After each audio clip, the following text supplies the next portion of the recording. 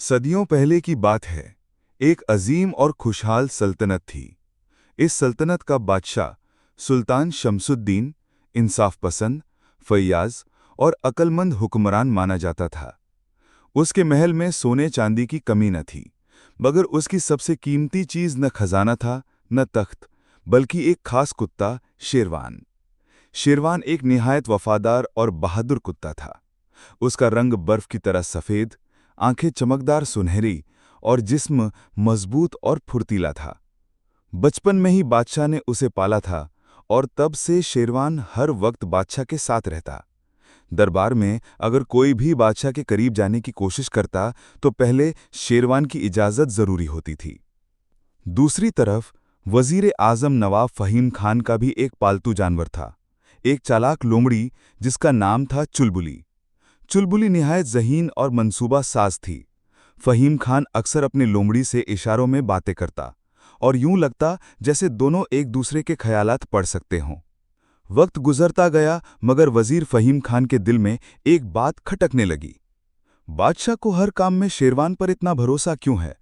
मैं तो उसका सबसे करीबी वज़ीर हूं, मगर शेरवान उससे भी करीबी दोस्त है। चुलबुली लोमड़ी ने वज़ीर की इस कमज़ोरी को भांप लिया। एक रात वज़ीर के कमरे में बैठकर उसने कहा, मालिक, अगर शेरवान ना रहे तो बादशाह आप पर पूरा भरोसा करने लगेगा, फिर सल्तनत के फैसलों में आपका हुक्म चलेगा। वज़ीर ने चौंक कर कहा, मगर शेरवान तो बादशाह का दिलो जान है, उसे नुकसान पहुंचाना नामुमकिन है। चुलबुली मुस्कुराकर बोली, नामुमकिन मेरे लिए कोई लफ्ज़ नहीं है, आप बस मौका दें, बाकी मुझ पर छोड़ दें। लोमड़ी की पहली चाल। चुलबुली ने मंसूबा बनाया कि शेरवान को महल से दूर ले जाकर जंगल में छोड़ दिया जाए। एक दिन जब बादशाह शिकार के लिए निकला तो चुलबुली ने शेरवान को लालच दिया कि करीब के बाग में एक हिरन छुपा है। शेरवान खुशी से पीछा करते हुए गया, मगर ये एक जाल था। वो आहिस्ता आहिस्ता महल की हुदूद से निकलकर घने जंगल में पहुंच गया। वहां चुलबुली ने उस पर हमला करने के लिए कुछ भूखे भेड़िए बुलाए थे, मगर शेरवान इतना कमजोर न था। उसने बहादुरी से लड़कर भेड़ियों को भगा दिया और जख्मी हालत में महल वापस लौट आया। बादशाह का शक। जब बादशाह ने शेरवान की हालत देखी, वो गुस्से से बोला, ये किसकी हरकत है?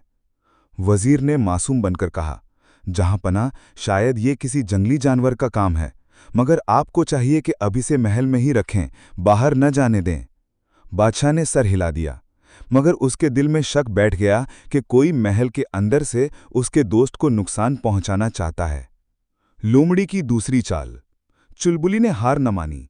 इस बार उसने महल के बावर्ची से साजिश की और शेरवान के खाने में जहरीला पाउडर डाल दिया। मगर इत्तेफाक से शेरवान के खाने से पहले एक टुकड़ा बादशाह को पेश कर दिया, जैसे कि उसकी आदत थी। बादशाह ने खाया और फौरन बीमार हो गया। ये देखकर शोर मच गया। शाही तबीब ने कहा कि खाने में जहर था। बादशाह ने फौरन हुक्म दिया, खाने को छुओ मत, सबकी तलाशी लो। तलाशी में बावर्ची पकड़ा गया और उसने सच उगल दिया कि वजीर की लोमड़ी ने उसे रिश्वत दी थी। बादशाह ने गुस्से में वजीर को बुलाकर कहा, नवाब फ़हीम खान, आपकी चुलबुली मेरे दोस्त की जान लेने पर तुली हुई थी और इस बार तो मेरी जान भी खतरे में डाल दी। वजीर घबरा गया और माफ़ी मांगने लगा, मगर बादशाह ने कहा, तुम्हारा ओहदा और दौलत सब छीन ली जाती है, मगर तुम्हें इबरत के लिए जला वतन किया जाता है। चुलबुली लोमड़ी को भी महल से निकालकर जंगल में छोड़ दिया गया। वजीर बेइज्जती के साथ सल्तनत से निकल गया। शेरवान पहले से ज्यादा इज्जत और मोहब्बत पाने लगा। बादशाह ने ऐलान किया, जो शख्स हसद में किसी का बुरा चाहे, वो आखिरकार खुद अपने जाल में फंस जाता है। अखलाकी सबक। हसद एक ऐसी आग है जो सबसे पहले हसद करने वाले को जलाती है। वफादारी और सच्चाई हमेशा इज्जत दिलाती हैं, जबकि मक्र व फरेब का अंजाम जिल्लत है।